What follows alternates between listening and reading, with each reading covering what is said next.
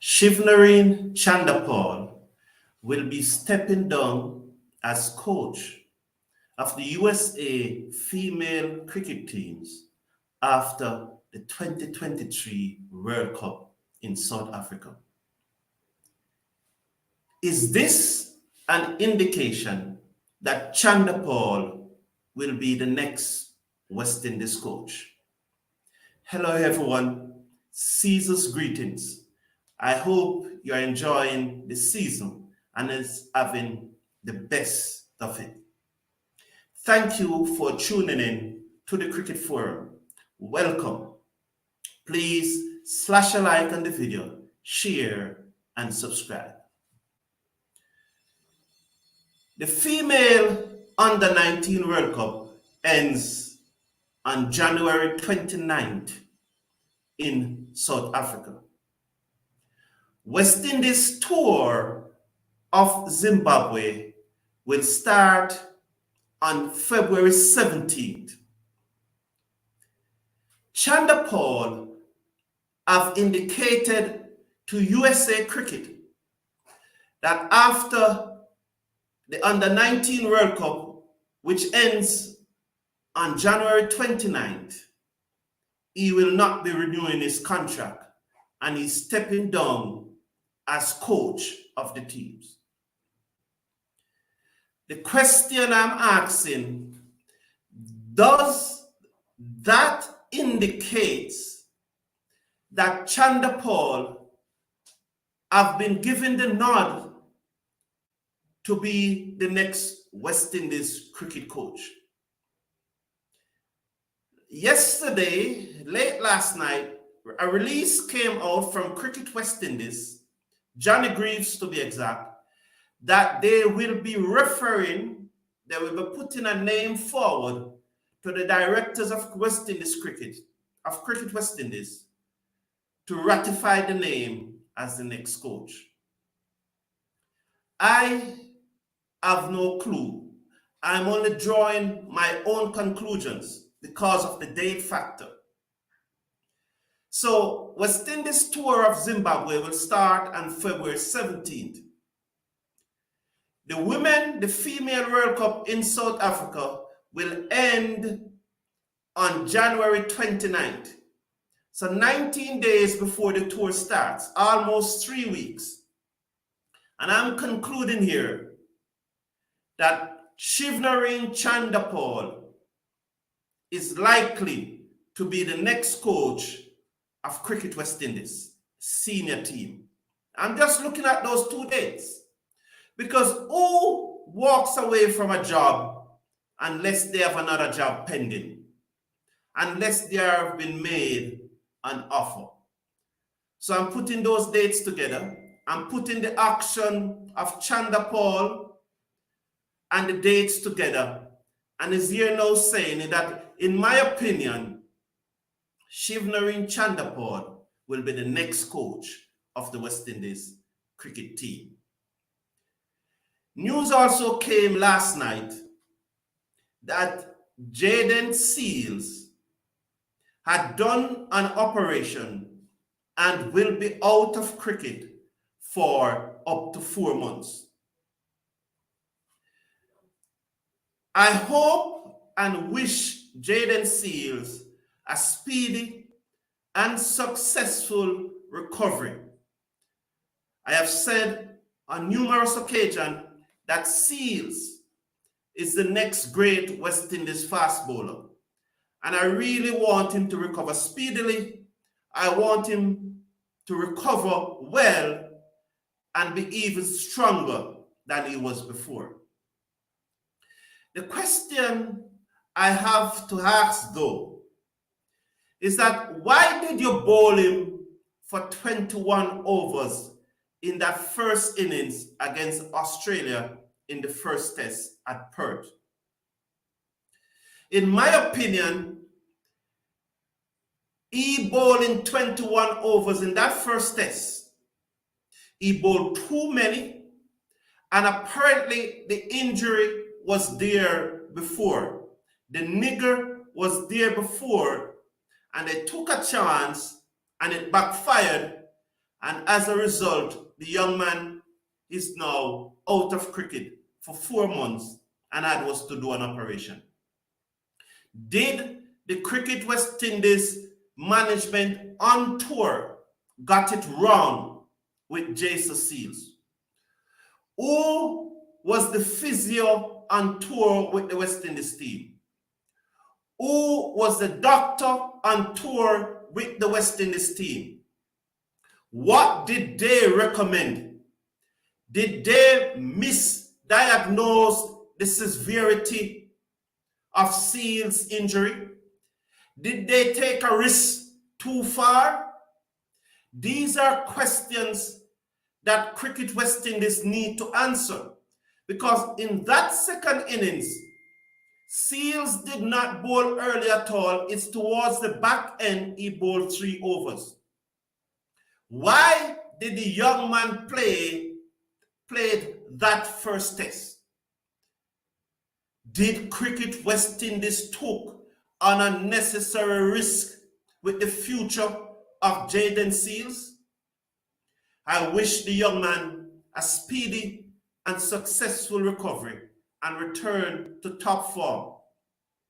It is very unfortunate because the young man have a contract to take up in England on the 10th of April. And generally, you'd want to be in England a week or 2 before the season starts. This saddens me, but I hope that all concerned would have learned from this. And I hope Jayden Seales and his agents, his parents, his management have learned from this and ensure that in the future, no such risk is taken with his career. It was very disappointing. I'm very disappointed to know that the injury was that severe that he had to do an operation. And nothing was said before the operation was completed. We didn't even know that the young man was going to do an operation. So once again, West Indies Cricket Board dropped the ball. They are not communicating properly, and it appears that they are not making good decisions in respect to the players of the West Indies cricket team. I just want to repeat something that I've said before, because I saw it in the chat yesterday when I went through it last night. And this one I want to address. I am being lambasted for not discussing the South Africa-Australia match and compare it to the West Indies performance.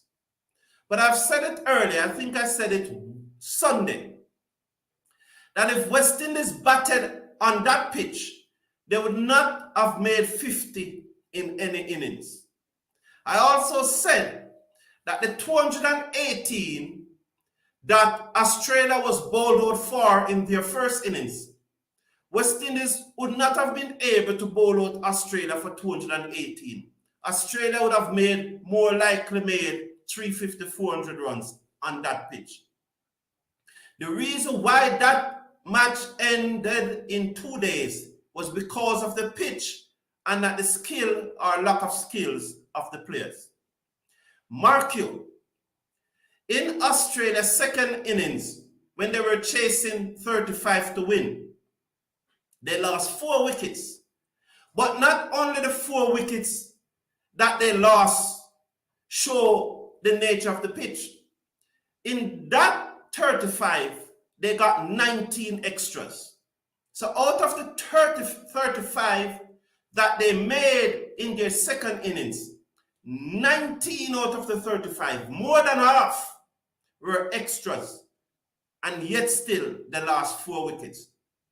Without those 19 extras, South Africa may well have won that match. So that pitch was a devious pitch. And that is why people like Sehwag is saying that if it was a pitch in India where the match ended in 2 days, you'd have heard all sort of comment about it. Yet still, they did not give the pitch a failing grade, although it was investigated. It did not get a failing grade. So my view on the matter, it is not that West Indies is better than South Africa. It is the pitch. It was the pitch that resulted in that match ended in 2 days. Now, yesterday, I promised I'd take some of your comment before I look at good morning, everyone. That shows, let me get the glasses, please.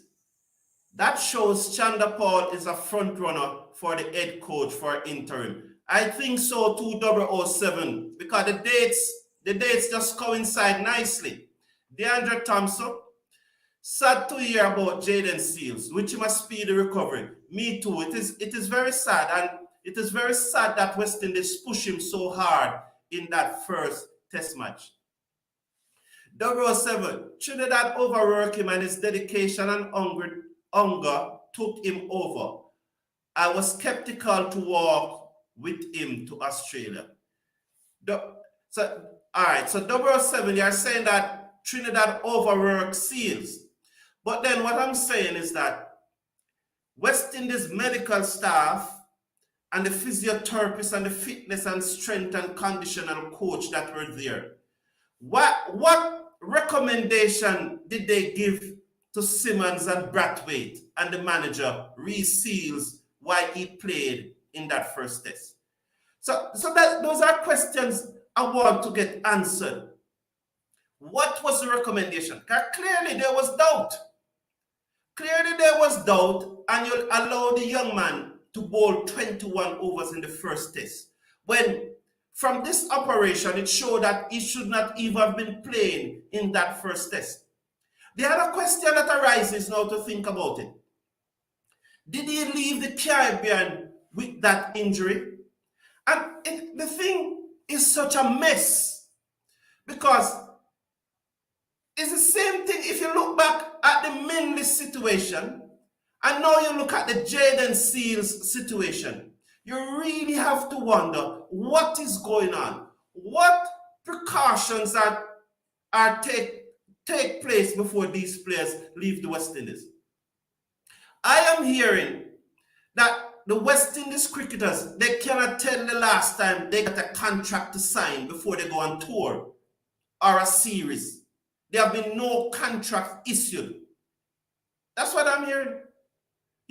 So really what is going on with Cricket West Indies administration? I'm very hurt about Seales because Seales, I really love Seales.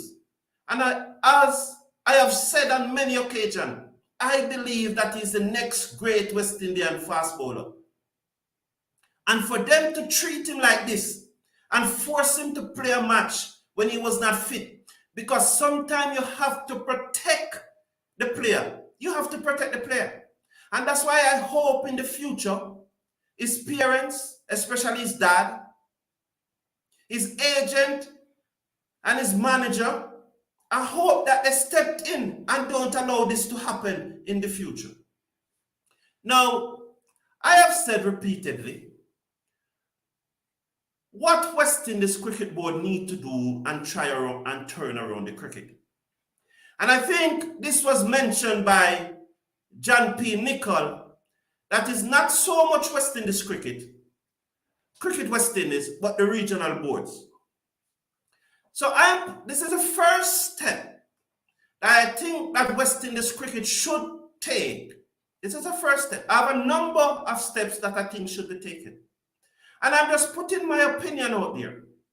And I want the discussion to start and you to give me your opinion also. So the first thing I think that CWI should do is to demand from the regional boards an action plan. That action plan should clearly define objectives. These objectives should not only be words on a piece of paper, but they must be measurable and time sensitive. Failure to submit plan by the 31st of March, they should not get their allocation for July. So what I'm saying here now is that the regional boards need to submit a plan to Cricket West Indies by the 31st of March next year. This plan should not only be word and paper. You know, some of these times you heard these guys talking, these gentlemen talking, and at the end of their speech, you don't know what they have said. We don't want these action plans to be just words on paper. We want clear, defined objectives. These objectives must be measurable. We can measure them. We must know if they achieve them or not. And we must know the time frame on which these objectives will be completed, or we expect these objectives to be realized. I am putting it forward, and this is my position. And this community is based on opinions. We all give our opinions, and these are my opinions. And while I welcome your opinions and I appreciate your opinions, these are mine. And I'm going to stick to my opinion because I've said these things before. I've put forward this before. But I believe that if a cricket board don't put forward a plan to Cricket West Indies by the 31st of March next year, come July, they should not get any allocation. They should not get any money. That's my position. And for example, this is just an example. Say the regional boards get $100,000 a month from Cricket West Indies, US dollars. Say they get 100,000. And come March, Jamaica does not submit a plan. I think that 100,000 that should have gone to Jamaica should go to the 5 regions that submit their plan, just for argument's sake. So if 2 regions, if Jamaica and Barbados don't submit a plan, but the other 4 regional bodies submitted their plan and the plan is approved and Cricket West Indies accept the plan, that 200,000 for Jamaica and Barbados should split 50,000 and send to those 4 regions that have sent in their plan. And this is based on biblical principles. I don't quite remember the story, but you remember the story, I think Jesus took away the talent from those who did not use it and gave it to those who had used theirs, although they already have more. I don't want to quote the exact scripture and so on, but I think that was the essence of the story. So this suggestion is based on biblical principle. If you do not submit your plan, the money that should have been allocated to you and sent to you should be given to the other boards. That's my position on this. That is my position on this. Now, this plan that I'm talking about should have a statement of the problem, or however you want to put it, a statement of the problem or the background to the problem. Because this plan must be detailed. So it must have the background to the problem. It must have the challenge that you are facing. And also in this plan, you must have the objectives of what you want to achieve must be clearly stated there. Who you are going to target. Are you going to target primary school, high school, senior team, junior team? Whosoever you are going to target must be there. The methods that you are going to use, what methodology you are going to use. We want to know the method that you are going to use to achieve your objective. And as I said, I think time frame is very important. We want to know that this plan is not going to last until perpetuity, but there must be a starting point and an end point. So we want to know the duration. We want to know how it is going to be implemented. We want to know the implementation strategy, the skill set of the persons who are going to implement it, what experience the persons who are going to implement it have, when it is going to be implemented. The other thing that Cricket West Indies should demand before they get this money is that these plans must be evaluated at the end. At the end, these plans must be evaluated. There must be an evaluation done. The findings must be submitted. The conclusions from your findings must be clearly stated. Recommendations must be made and continuance, because West Indies cricket doesn't have a end. West Indies cricket will go on to perpetuity. So we need the continuance. So these plans, if they are not submitted, the regional boards should not get any money come July. Any regional board who does not submit their plan, a clearly defined plan of action, should not get any money come July. Now, the next thing I want to touch on that Cricket West Indies need to do to improve the quality of our cricket is that we need 3 rounds of regional 4-day cricket. And don't tell me that you don't have money to do it. Money is there. I have it on good grounds that Cricket West Indies is liquid. And I also know that come the 1st of January 2024, they're going to start getting $4 million per month. And Cricket West Indies, the number 1 priority of Cricket West Indies is to invest in the product, which is the players, and the infrastructure to develop those players, which again boils back down to investing in the product. Because the players are the product of West Indies cricket. It's the product that gets the money. It's the product that brings in the money, which are the players. And in playing 3 rounds of first-class cricket, you will help to develop the basic of the game, which we are struggling with.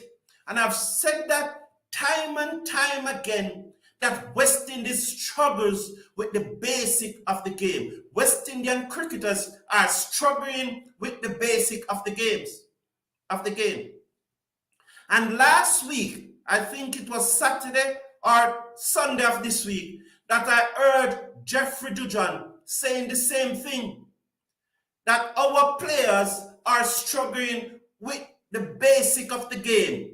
And I was so relieved to hear someone who played the game saying it. Because a number of times when you come up with these opinions and you come up with these suggestions, they hit back at you and said, you didn't play the game. Fine, I didn't play the game. But that doesn't mean I'm not a student of the game.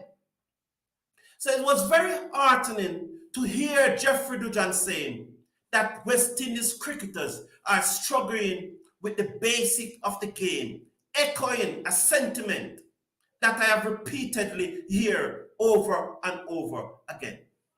The next thing that they need to do, the next thing that Cricket West Indies need to do, and this might be very challenging because I do not quite know the details of the CPL CWI contract.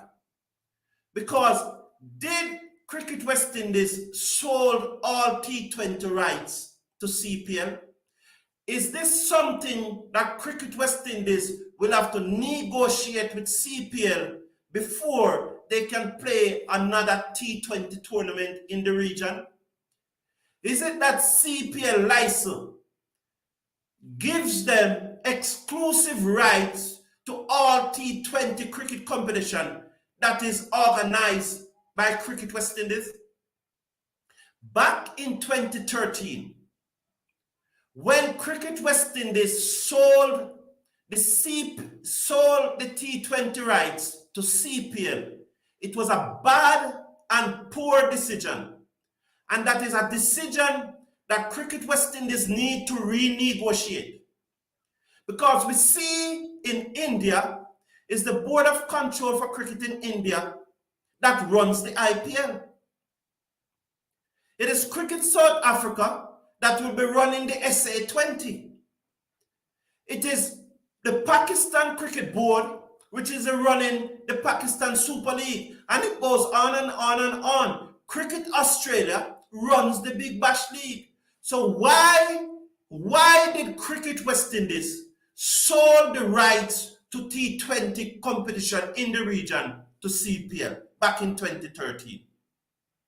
So I don't know, I don't quite sure if West Indies can organize another regional T20 competition unless they negotiate with CPL.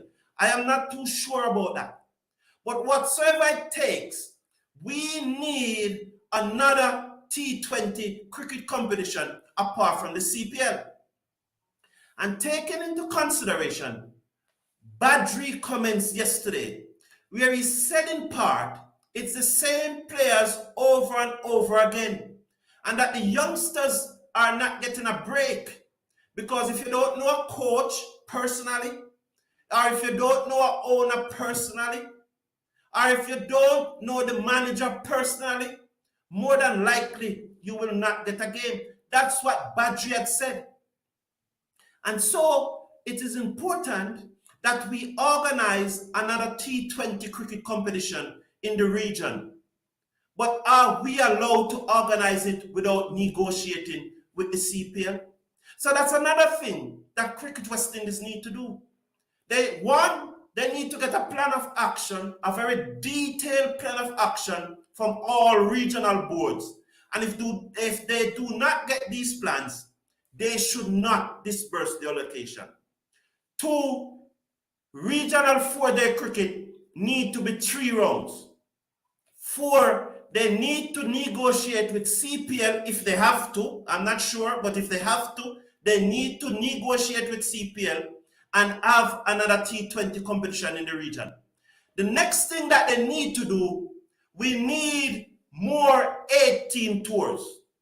We need our A-team to be touring all over the world and playing as much cricket as possible, because these A-team players should be on the fringe of moving up to the test level. So we will have an A-team player before he played test. He probably played 20 A-teams match already. And I see the A-team as a bridge between our poor first-class cricket and test cricket. The A-team would provide that bridge for the players between first-class cricket and test cricket. The gap between our first-class cricket,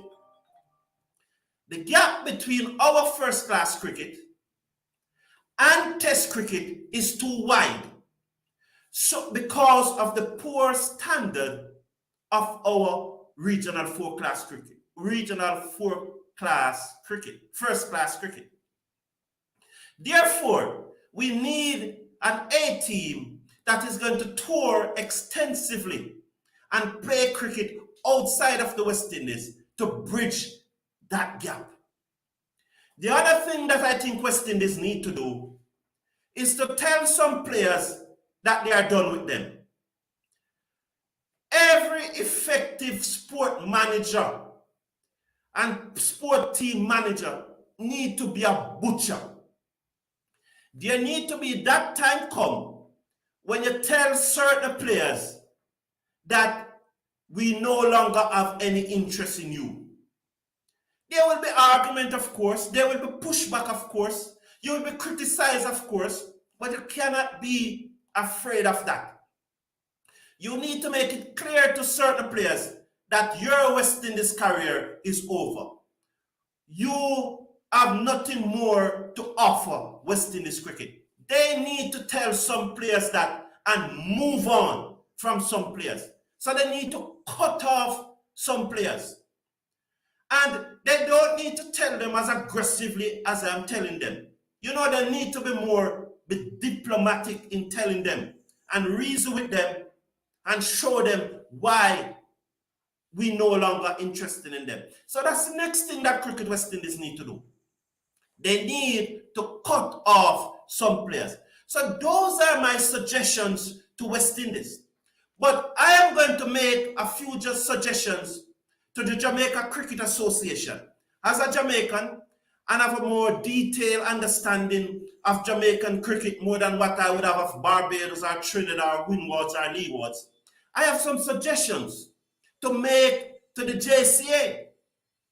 So those suggestions that I have made earlier are to Cricket West Indies.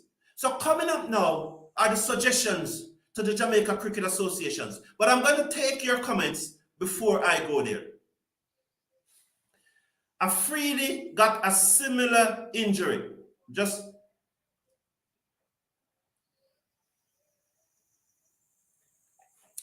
Excuse me. Yes, Sheldon. Well, I did not know. Thank you and good morning, Sheldon. I did not know that Afridi injury was similar. And so that's a good sign, I think, because Afridi had recovered fully from his injury. And the injury that he got in the World Cup final was not related to the knee injury that he got. But I'm very sad at how they handled Jayden Seales, because in my opinion, I think the injury could have been avoided. 007 fitness is specific to the sport being played. Our players are not running enough. Again, I don't know the conversation that you and 007 are having, but the last part of your statement, I endorse it 100%, 200%, 1,000%, Sheldon. Our players are not running enough. Thumbs up. Ahoya drink, Sheldon.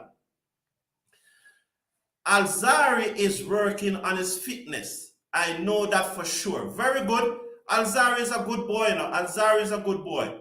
Bro, 3 rounds is less than what we got last year, unless you mean one first-class tournament every 4 months. 3 rounds is less than what we got. And as I said, this is my opinion, and I come here and I put forward these opinions, but I know if I'm required to work it out, I can sit down and work it out, 007. Because what I'm looking at, I'm trying to find ways to solve the challenge. I'm not trying to find ways why I cannot solve the problem. So if we cannot get in 3 rounds, I will accept that. But I know that we can sit down around a table and try and work out to see how we can get 3 rounds. Can we now get Oshane Thomas and Gabriel in the team? As you mentioned Oshane Thomas, Mr. Casanova, and I see 007 saying that Gabriel is injured. I don't have any update on that. The last time I saw Gabriel, he was fit, and Oshane is not ready. So I want to say that Oshane, and I've posted a number. Excuse me 1 minute. I'm getting a call from a source, and this source might just be able to tell me whether Chanda Paula got the job. Hello, I am live. Has Chanda Paul got the job? Tell me that Chanda Paul got the job. I am live. My audience is hearing you. Has he gotten the job? I'm live and they're waiting on me. Has Chanda Paul gotten the job? All right, I'll get back to you. You don't want to say it out publicly. But that's a very good source. That's a very good source of mine. And I think she called me to tell me that Chanda Paul got the job, but she probably didn't want to say it because I'm live. So thank you for bearing with me there. Now, back to Thomas. I have posted a number of pictures in this group and a number of shots with Thomas working very, very hard at his fitness. I told the story of Chanda Paul going to the Jamaican cricket officer, Odean Smith, and asking for a shirt or some shirts. He was given some large shirts, which was the size that the JCA has in their database for O'Shane. These large shirts were too small to fit him at the time. The JCA told him that they are not going to order any extra large shirt for him. I am pleased to tell you that those large shirts are now fitting O'Shane very comfortable. And there are gaps in those large shirts. He has taken off a lot of weight. And he's now playing in the Lankan Premier League. And in the last 2 matches update that I got, he had gotten 6 wickets for 35 runs from 8 overs, bowling very fast. He's bowling so fast that in the 19th over of a match, he was bowling with 2 slip and a gully. He has bowled 8 overs so far, conceded only 35 runs. 5 eighths is 40. So he's conceding less than 4 eighths is 32. So he's conceding less than 5 runs per over. And he has gotten 6 wickets in 8 over. I don't know if he's quite ready yet, but he's on the way to being ready. He's working very hard. And I hope that he continues to maintain the discipline and continues to work hard. But there's good news for O'Shane. 007, you can update us on Gabriel, because I know that Gabriel was playing in the US Open. I don't know if he got injured over there. I saw him bowling to Ope in one match. And Ope was upping up and down. He was really bowling fast. I think they even dropped a catch off him from Ope. So if there's any further update from when he was playing in the US Open, because I knew he came off the field in the regional Super 50 finals, but afterwards he was playing in the US Open and he looked very fit to me. Back to your comments. Michael Kane, good morning. What is the update on Shemar Older? I've not seen or heard anything about him. He too was also playing. It was Shemar Older or Arden? Was Shemar Older or Arden? I will find out for you, because it's not the first time Michael came. Please take this for me. I need to find out and follow it up. If West Indies serious, we should put O'Shane in this year's first class season. The information I'm having about O'Shane is that he intends to play in the first class season. That's the information that I'm having. But with he bowling fast again, does that mean that he's going to get offer for franchise cricket and does not play in the four-day season? But the information that I'm getting is that he intends to play. O'Shane only used the Jamaican system to get fit for the franchise. Exactly, 007. We need real pace. Look at South. Their batting isn't better than ours. It's their bowling that is really good. South Africa, okay. Gabriel is not 100%. Okay, Shemar Older, what can you tell us about Shemar Older 007? We need guys bowling in the 140 plus. Agree with you, Mr. Casanova. Agree fully with you, Mr. Casanova. We need at least 5-6 players who are fit and bowling 140 plus. Are those bowlers in the West Indies? Yes. Do they want to play for West Indies test team? That's the thing. We don't know. We don't know if they want to play test cricket, but we know that we have those bowlers in the West Indies. We have about 8 bowlers in the West Indies who are capable of bowling 140 plus. But do they want to play 4-day cricket? Do they want to play test cricket? Do they want to play red ball cricket? Or they just want to play franchise cricket where they make a lot of money. Do they want to do that? Is it time now that Cricket West Indies increase the retainer contract for these players? Is it? There was a time earlier this year that Ramiz Raja, the president of the Pakistan Cricket Board, said that any player, any of the Pakistani player who gets a franchise cricket contract outside of Pakistan, to prevent them from going, that the PCB will pay them the equivalent of that contract, the equivalent of that contract. It did not materialize. It did not materialize. It did not happen because apparently they did not find the money. But is that a way that probably West Indies and Pakistan maybe need to start thinking? I don't know. Probably that's a way.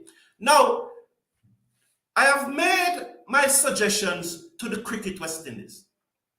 Now, if I was in charge of JCA, before these players signed that contract on the 1st of July, and another thing too that I did not list here, that they need to realize that will be stipulated in that contract is that their work day is a 9-hour work day. 4 hours work and 1 hour rest, lunch, whatsoever you're doing. They would also need to realize that if the work day starts at 8 o'clock, for example, it doesn't mean that they turn up at their office at 8 o'clock, because Sabina Park is their office. It means that at 8 o'clock, they must be ready to go. They must be ready. They must be on the field at 8 o'clock. That also will be in the contract. It's an 8-hour day. It's an 8-hour work day, and you get an hour rest in between, where you can have your lunch, you relax, you talk on your phone, and so on. But it's an 8-hour work day. So whether it's from 8 to 5, or 9 to 6, or 6 to 3, whatsoever it is, it will be an 8-hour work day. You are contracted cricketers, you are being paid well, and you must turn up to work on time. And I'm one person who don't think that if you turn up to work late, you should get your full pay. I don't believe in that. If you turn up to work late, it means you didn't work the full day, so you should not get the full pay. You cannot get paid for work that you did not do. But before you can get that contract from the JCA, if I was in charge of the JCA, the first thing, you have to pass a fitness and endurance test as stipulated by the fitness and conditioning and strength coach. They will have to come up, the fitness coach, our coaches, will have to come up with a plan and put it to me, and my executive veto it and approve it, and the players will have to pass this fitness and endurance test. That's the first thing before they sign the contract. This has to be done in June, because you know the West Indies cricket season, West Indies contractual period starts on the 1st of July. So by the mid of June, this has to be finalized. They have to pass a fitness and endurance test. The second thing is that they have to demonstrate consistently high technical ability. Yes.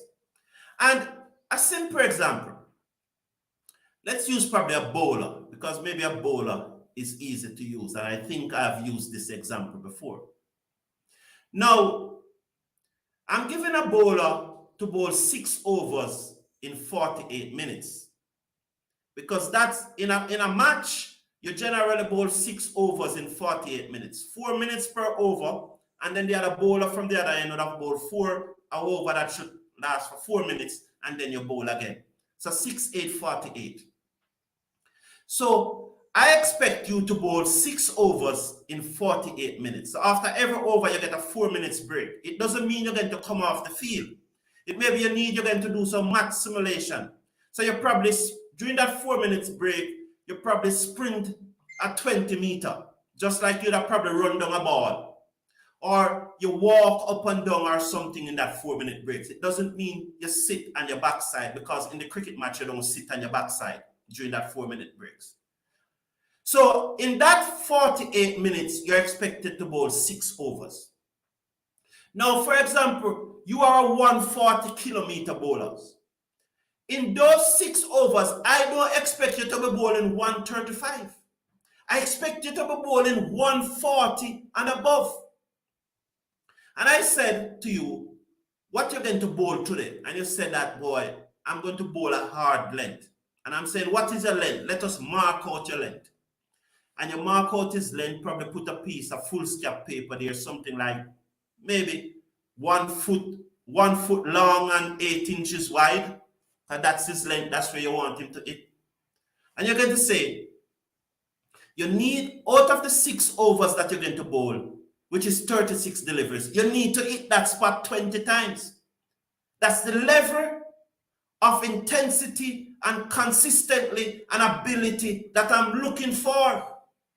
So if you are a bowler, you must demonstrate at high intensity your technical ability to be consistent and on point. The third thing that they would have to do before they get this contract is that they must know the law of the games. They must pass an exam. They must study the law of the game. Because I don't want cricketers on the field who don't know the laws of the game. So before they get that contract, they have to know the laws of the game. The next thing that they have to do, they have to know the history of cricket, man. They have to know something about the history of cricket. And so they have to pass a test. And in this test, I'm not going to give them what you call objective type question, like, for example, what is Hadley average or so. It wouldn't be that type of test. I would probably say that maybe write a 200-page essay on the history of West Indies cricket between 1978 and 1995, something like that. You know, allow them to express their opinion, because they cannot know everything about the history of cricket. So you probably give them an essay at a specific time frame. And you know, so they develop and know their past, so they know how to prepare for their future. There's a phrase that goes something like that that we all quote every day. You have to know your past to build on the future, or something like that. You in the chat will know it better than me. But you must know something about the history of West Indies cricket if you are going to represent West Indies cricket. So these 4 things, before that contract is signed, you have to satisfy these 4 criteria. And you also must agree that you cannot turn up to work late. And if you work from Monday to Friday, is that your work period? Mark you, if there's a match Saturday and a match Sunday, you can get Friday and Monday off. That is understandable. Nothing wrong with that. Friday and Sunday off. Nothing is wrong with that. The next thing I would suggest to the JCA, and this is really something that is burning in my heart, and I have said it before, you hardly can find a cricket ground across Jamaica. You hardly can find a cricket ground across Jamaica. Somebody will probably have to tell you where the cricket ground is. I think the JCA, they maybe can start out with one. You need a centrally located area that is owned by the Jamaica Cricket Association, that every little boy and every little girl who wants to play cricket, and you probably have an age limit on this, you probably cut it off at maybe 14, 15, whatsoever the age is. It's to be decided whatsoever that age is, and you cut it off. Every little boy and every little girl who want to play cricket would know that if they turn up at X point, there will be somebody there not necessarily to coach them, but to supervise and maintain order, and they can come there and enjoy themselves, bowl some cricket ball, develop their own skill, bat some cricket ball, have fun, socialize. I am very big on this. You need a central area that every little boy and every little girl knows that once you cross that gate, you are going to play some cricket. I am very big on that one. I will take some of your comments before I come back to my other points. All regional boards, Merry Christmas, Merry Christmas, Merry Christmas, Christopher, Merry Christmas. All regional boards must do a fitness test, which is the same as West Indies fitness test. 007, these guys should be training uphill and downhill to build their fitness up a ton. Lol, you want them to do schoolwork, you play cricket. Well, it's not necessarily schoolwork, Mr. Casanova. It's about knowing the history of West Indies cricket and building up that pride. Building up that pride in the history of West Indies cricket. You want them to know the law of the game because they are playing the game. So it's not necessarily schoolwork. It's developing their cognitive understanding of West Indies cricket and the law of the game. Zari, do 20, 100-meter sprint and laps. They turn the cricket ground into football fields and multi-purpose grounds like Savannah Park. That is true. Those things are true. And that is why I'm very big. I'm very big on West Indies cricket. And cricket, I am very big on this. This centrally located area that is supervised. You don't necessarily have a coach there, but that is something that can develop. Suppose a parents want to hire a specialized coach to come in with his or her child or children to give them specialized skill. They can also know that that facility is available. So we need a centralized area where every boy and girl can. The next thing that I would encourage the JCA to do, and I'm taking this off the SDC, the Social Development Commission, have a cricket competition in Jamaica. And those of us living in Jamaica, we know that the SDC All Island Community Cricket Competition is the biggest cricket competition in Jamaica. More people watch the SDC All Island Cricket Competition than those who will watch a test match in Jamaica. It can only be competed with a T20 match on a Sunday. A T20 international match on a Sunday may draw the crowd that a SDC community cricket competition draws in Jamaica. It has been a very successful tournament for more than 10 years now, more going 15 years now. Well sponsored and is run by the SDC.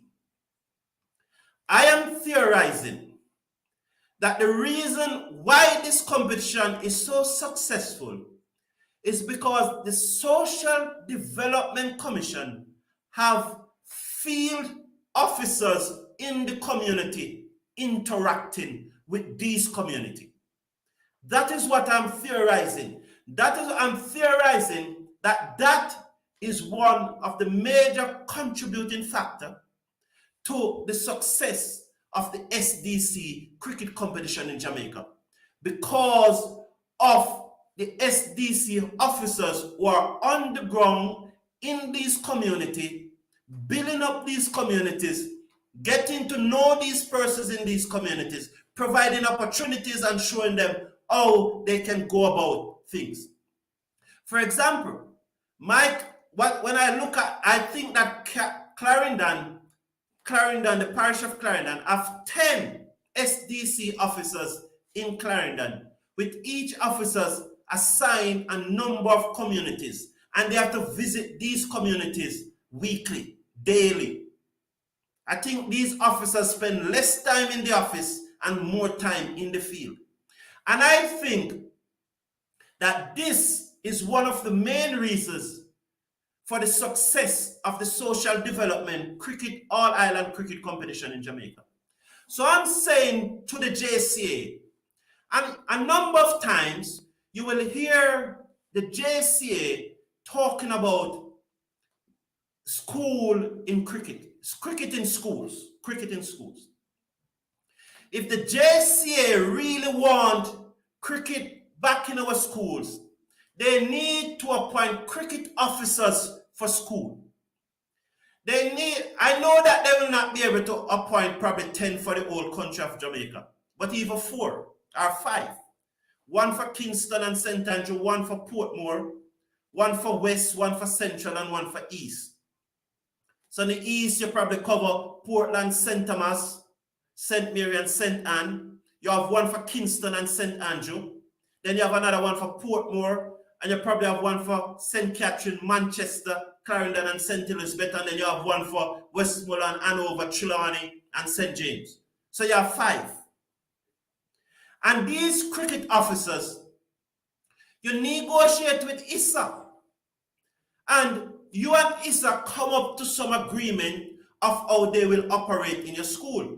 And mostly, it's not so much operate in your school, but their job is to visit the school and liaise with maybe the head of the PE department and introduce cricket to the student. So when student turns up for PE class, these officers, say you're going to States on a Tuesday, and you would inform Mr. Wellington a month before that Tuesday that this Tuesday you are coming. Mr. Wellington would probably liaise with the head of his department and his PE teacher. And when you are at States that Tuesday, when the children come for PE class, those who want to play cricket will come to you. And you go in these schools and you implement program. I'm not saying that's how it has to go, But what I do know, before we can talk about getting back cricket in our schools, we need to appoint cricket officers for these schools. And don't tell me about where we're going to get the money. The money is available. The money is always there. People support good programs because corporate Jamaica and corporate West Indies will support good programs if they see that the program is good because it's important to them. So those are 3 things that JCA need to do. They need specific guidelines before the contract is signed. They need a centrally located area where boys and girls can go and play cricket, supervised, not necessarily a coach there, but there must be individuals there to supervise them. And thirdly, they must appoint at least 5 cricket officers for schools. And those cricket officers need to get into the school and get students, boys and girls, start playing cricket again before you can talk about increasing the number of schools playing cricket in Jamaica. Let me tell you something where I want to see cricket reach in Jamaica. Presently, right now in Jamaica, there are students from St. Lucia, Guyana, and Africa in Jamaican high schools and scholarships. Why? Because they want to play schoolboy football in Jamaica and because they want to take part in champs in Jamaica. Why can't cricket reach there? Where we have such a wonderful cricket program in our schools in Jamaica, that schools will now start recruiting talent from outside of Jamaica. I think appointing these cricket officers to go into the schools, just like how the Social Development Commission have their social development officers in the communities across Jamaica, these officers must go in school.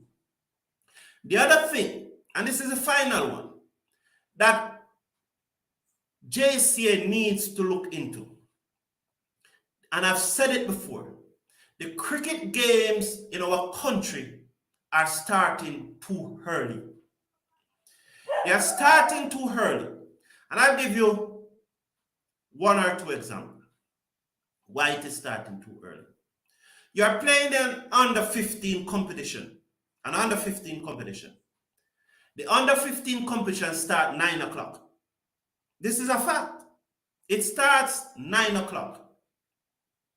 And a team like from Westmoreland or Portland, a team from Portland, under 15 boys, are expected to reach Kingston to play a match against Lucas, starting at 9 o'clock at Lucas, under 15 boys. Oh, on God's earth, are these boys going to reach Kingston to start a game by 9 o'clock? How? How? It's not possible. And you penalize them for reaching late by giving up the toss. So if you reach late, you give up the toss. Not possible. Another thing with that match starting 9 o'clock is that parents, so the parents of the Lucas player will drive down to Lucas, drop off their child at 8 o'clock or 8:30, and return home to do home chores. So they are not there to watch their child and children and support them because they have home chores. And talking about that home chores, let's look at the Senior Cup. I think the Senior Cup in Jamaica starts 10 o'clock. Now, a man between just come out of university or college, between 23 and say 28, and he's playing Senior Cup. Talk to me now, he's playing Senior Cup. So from Monday to Friday, he gets up 6 o'clock, get ready for work, rush off to work to reach work 8 o'clock or 9 o'clock from Monday to Friday. After work, say Tuesday, Wednesday, and Thursday evening, he goes to the cricket ground to train. This is a man between his 23, 26, 28. And he reaches home night, and his children is at sleeping or something. And this happened 5 days for the week. And you are asking that same man to leave his home to report to a cricket match that is going to play Saturday and Sunday that is starting at 10 o'clock. That man will be forced to choose between his family and cricket. If the cricket should start at about 12 o'clock, he has a better chance of coming to the match. Because he will get up on a Saturday morning and a Friday morning, and he and his partner, they will do their own chores, and they'll probably go to the market together, and they will try to probably organize. And they will try probably the family come to the match for 11:30 or 12 o'clock. So I'm saying, start the matches at 12 o'clock and let them run till 6 o'clock. Maybe the under 15 matches need to start a little earlier, but 9 o'clock is definitely too early. Maybe the under 15 matches need to start before 12 o'clock. But 9 o'clock is definitely too early. You cannot ask under 15 boys to travel 70, 80 miles to reach a match by 9 o'clock. And some of them live in a world. A boy that lives in Millbank in Portland. Oh, what time does he get up from Millbank and get transportation to reach Port Antonio to catch the team bus to reach Kingston by 8:30 to start a 9 o'clock match? Not practical. But back to the adult. So if the match starts 12 o'clock, so instead of a 40-minute lunch period and a 20-minute tea period, you cut out that 40 minutes and just have a 20 minutes break. And so you'll get more time for the cricket. Then the man get up early and he and his partner, they finish their chores and so on. And both of them will come to match. The children will come to match too. It is not fair for me, in my mind, starting the game 10 o'clock. They are starting too early. And those are the things that I would say to the JCA. Look into those 4 things. I'll take your comment. Thank you for watching. Please slash a like on the video, share and subscribe. Your comments are really important. So I will take your comments.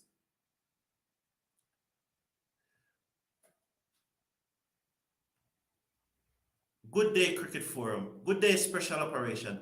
When West Indies is going to pick a new coaching staff? We discussed that at the start of the show. And I got a call during the show, which I am almost certain was some new update.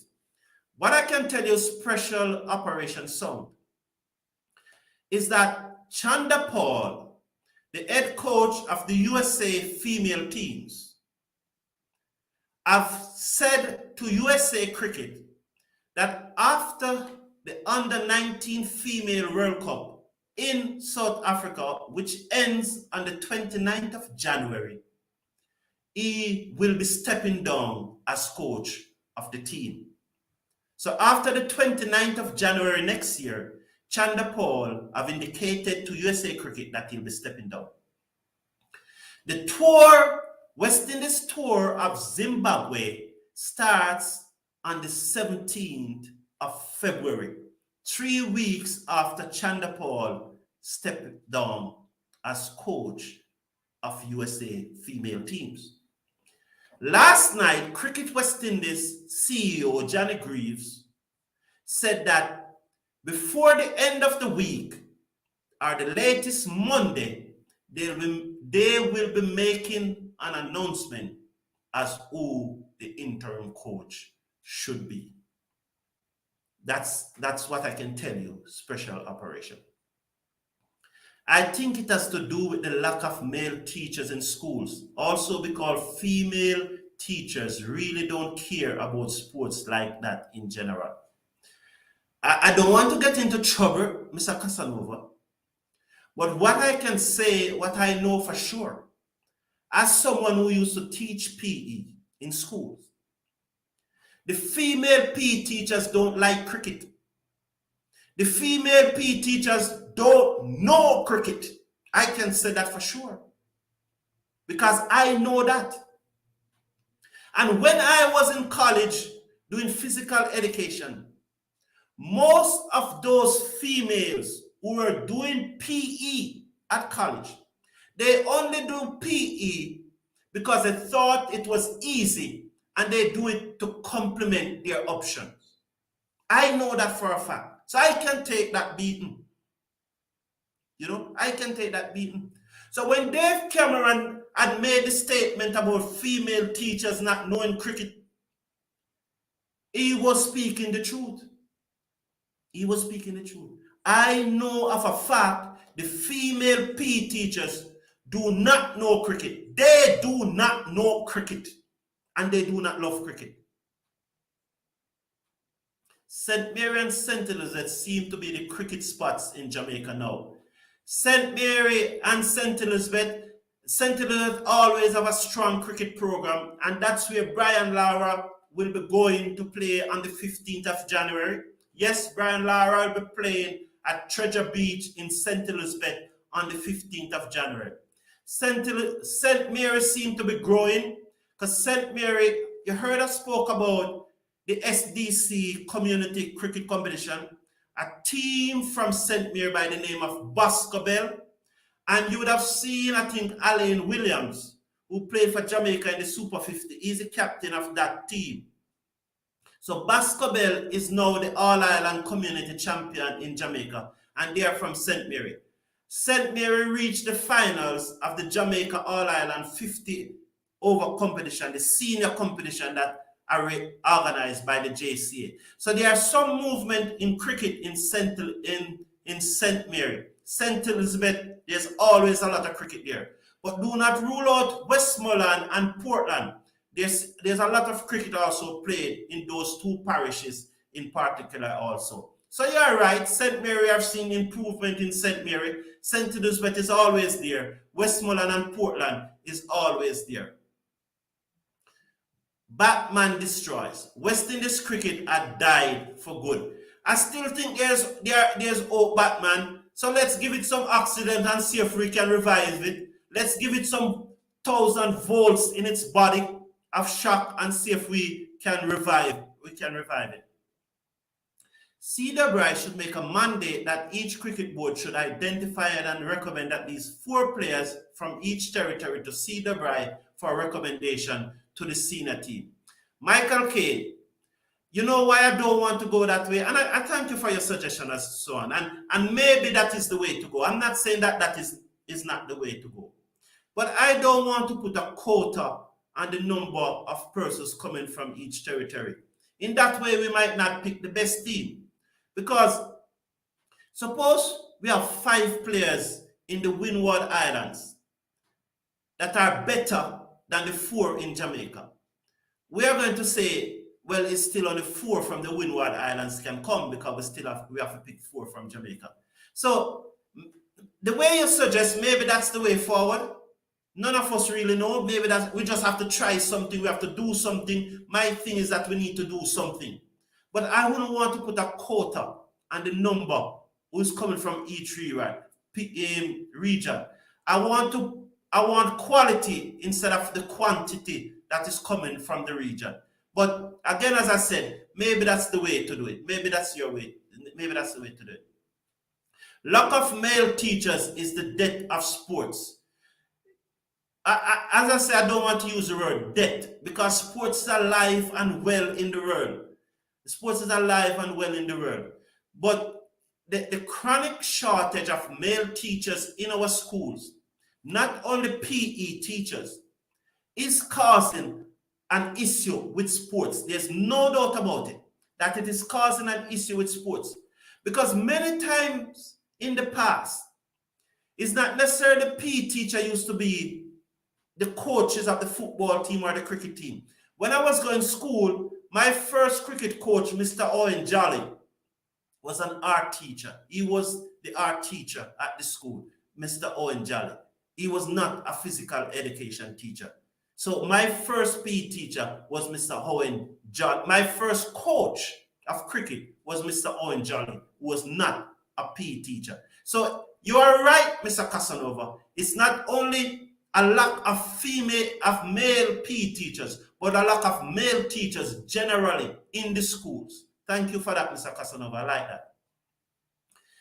Thanks, Cricket Forum. I tune in a bit late. Respect special operation. I thank you. Thank you. Respect. Yes, John Campbell is from St. Mary.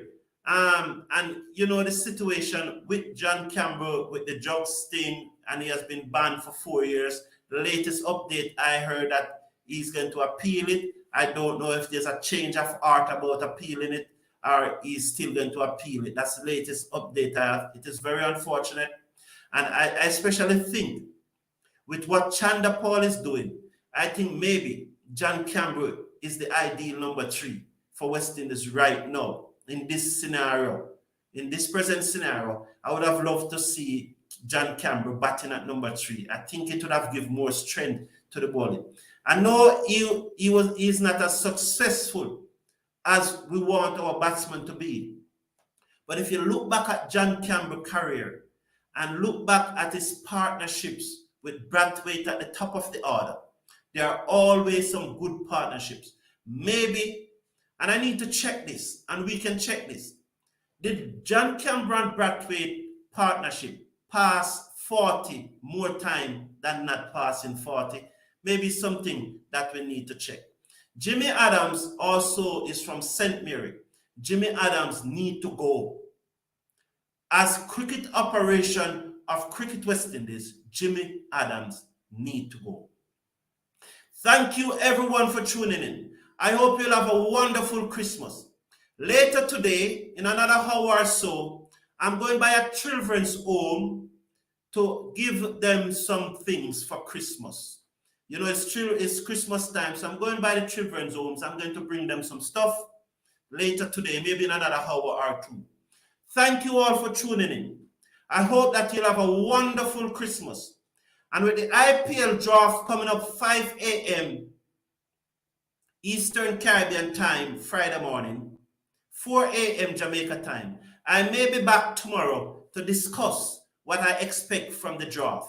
So look out for that. Tomorrow, I'll be coming back to expect and hope that we can at least get another 10 West Indians in the IPL to make it the 17 that it was last year. It's going to be difficult because only 30 spots up for overseas players.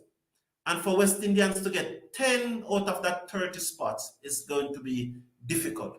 But let's see what happens. If we don't get the 10, let's see if we can get 8. So at least we'll have 15 persons in the draft. Thank you everyone for tuning in.